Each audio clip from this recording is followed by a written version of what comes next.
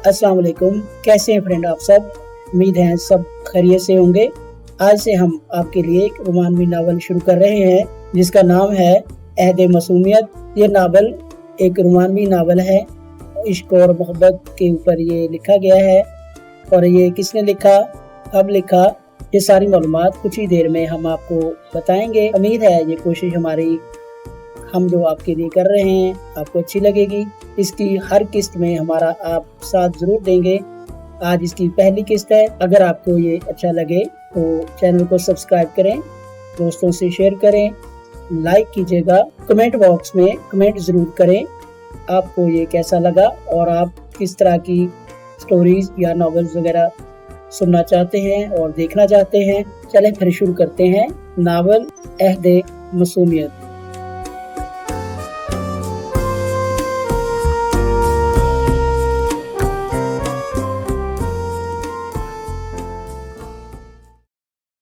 किस्त नंबर 1, किताब का तारुफ। अदबी दुनिया का एक लाजवाल और शाहकार नॉवल जिसने अपने दौर में मकबूलियत की नई रिकॉर्ड कायम किए और दुनिया का मोतबर तरीन अदबी इनाम हासिल किया। इस किताब का नाम अहदी मासूमियत है, जिसे अंग्रेजी में द एज ऑफ इनोसेंस कहा जाता है। इस मायानाज नॉवल की मुसन्निफा पुलिट्जर प्राइज याफ्ता एडिथ वॉर्टन है और इसका खूबसूरत उर्दू तर्जुमा टी.एस. नरोला ने किया है, जबकि इसे इंडियन एकेडमी नई दिल्ली ने शाया किया है। ये कहानी हमें 19वीं सदी के न्यूयॉर्क की एक ऐसी दुनिया में ले जाती है जहां जज्बात पर उसूलों का पहरा था। कहानी का पस मंजर 19वीं सदी के आखिरी बरसों का न्यूयॉर्क शहर। ये वो दौर था जब वहाँ की सोसाइटी अपने मखसूस मरवजा तौर तरीकों, रस्म रिवाज और उमंगों के तहत जिंदगी गुजार रही थी। इस सोसाइटी के मर्दाना किरदारों की मर्दानगी सिर्फ इस हद तक महदूद थी कि वो औरतों को मगलूब रखें। मिसाल के तौर पर मिस्टर रिलेटेड एक जनूनी शख्स है जिसकी अपनी कोई राय नहीं मगर आदात बहुत हैं। इसकी बीवी अपने शौहर की इस गुलामी ही को अपनी निजात और राहत का वाहिद जरिया समझती है और इसी को जिंदगी का असल हासिल मानती है।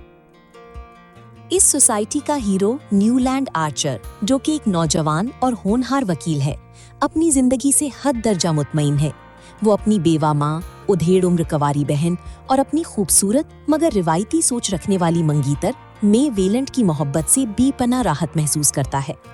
न्यूलैंड आर्चर की ये पुरसुकून और रिवायती जिंदगी इसी तरह गुजर रही होती है कि अचानक उसकी जिंदगी में एक बड़ा मोड़ आता है। उसकी मुलाकात काउंटेस एलेन ओलेंसिका से होती है, जो उसकी मंगीतर मे वेलेंट की करीबी रिश्तेदार है। एलिन अपने जालिम और बदतमीज पोलिस्तानी खावंद को छोड़कर यूरोप से हमेशा के लिए अमेरिका वापस चली आई है। न्यूयॉर्क की ये रिवायती सोसाइटी, जहां हीरो न्यूलैंड आर्चर को बहुत ज्यादा ज़हीन और बासूल दिखाई देती है, वहां एलिन को ये यूरोपी जिंदगी के सियाह तूफानों से पनाह हासिल करने की एक मासूम जगह नजर आती है।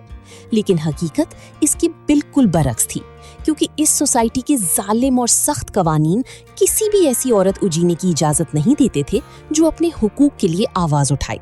मुसन्निफा एडिथ वॉर्टन के हालात जिंदगी। इस मशहूर नॉवल की मुसन्निफा एडिथ वॉर्टन 24 जनवरी 1862 को न्यूयॉर्क की एक इंतहाई अमीर ताजिर और वकला के खानदान में पैदा हुई। इनकी तालीम और तरबियत किसी स्कूल के बजाय प्राइवेट ट्यूटर्स और घर की उस्तानियों के जरिए मुकम्मल हुई। 1885 में इनकी शादी एडवर्ड वॉर्टन से हुई। अपने शौहर से तलाक होने तक वो न्यूयॉर्क, न्यूपोर्ट और पेरिस में मुकीम रहीं, जिसके बाद वो मुस्तकिल तौर पर पेरिस मुंतकिल हो गईं। पहली जंग अजीम के दौरान उन्होंने फ्रांस में बड़ी पैमाने पर इमदादी कामों में बढ़ चढ़कर हिस्सा लिया। एडिथ वॉर्टन की खिदमात के एतराफ में उन्हें फ्रांस की आला तरीन एजाज लीजन ऑफ ऑनर से नवाजा गया। इनका पहला मशहूर नॉवल दी हाउस ऑफ मर्थ था, जबकि एथन फ्रॉम भी बहुत मकबूल हुआ। ताहम सबसे ज्यादा शोहरत इसी नॉवल अहद मासूमियत को मिली, जिस पर उन्हें पुलित्जर प्राइज दिया गया।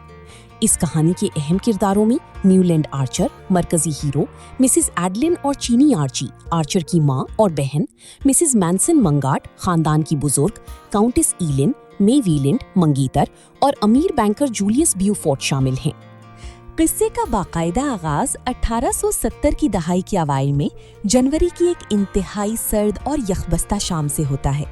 نیو یارک کی پرانی اور روایتی اکیڈمی آف میوزک میں اوپیرا کا ایک بہت بڑا اور شاندار پروگرام چل رہا ہے۔ اس محفل میں اس وقت کی مشہور ترین مغنیہ کرسٹائن نیلسی فاسٹ نامی مشہور اوپیرا گا رہی ہے۔ نیو یارک کے پرانے خاندانی اور قدامت پسند امیر لوگ اسی پرانی، چھوٹی اور بے آسائش اکیڈمی کو سب سے زیادہ ترجیح دیتے تھے تاکہ نئے امیر بننے والے لوگوں کو اپنے خاندانی طبقے میں شامل ہونے سے روک سکیں۔ اس شام ہیرو نیولینڈ آرچر اوپیرا ہاؤس میں تھوڑی دیر سے پہنچتا ہے کیونکہ وقت پر پہنچنا پسماندگی کی علامت سمجھا جاتا تھا۔ آرچر ایک انتہائی نفاست پسند، باادب اور روایات کا سخت پابند نوجوان ہے جو ہمیشہ اپنی کوٹ کے کاج میں چمبیلی کا تازہ پھول لگاتا ہے۔ جب آرچر اپنی مخصوص باکس کا دروازہ کھولتا ہے تو اسٹیج پر اطالوی زبان میں گیت چل رہا ہوتا ہے۔ اکیڈمی کا رواج تھا کہ سویڈش فنکاروں کی فرانسیسی ڈرامے کا جرمن متن پہلے اطالوی زبان میں ترجمہ کیا جاتا تھا تاکہ انگریزی بولنے والی اسے سمجھ سکیں۔ آرچر مسحور ہو کر اسٹیج کی طرف دیکھنے لگتا ہے۔ دوستو، اس قسط کا وقت یہاں ختم ہوتا ہے۔ کہانی کے اگلے حصے میں ہم اس داستان کو وہیں سے شروع کریں گے جہاں سے آج اسے چھوڑا ہے۔ اگلی قسط کی ویڈیو حاصل کرنے کے لیے ابھی ہمارے channel study and stories official کو سبسکرائب کریں۔ اپنا بہت خیال رکھیے گا۔ شکریہ۔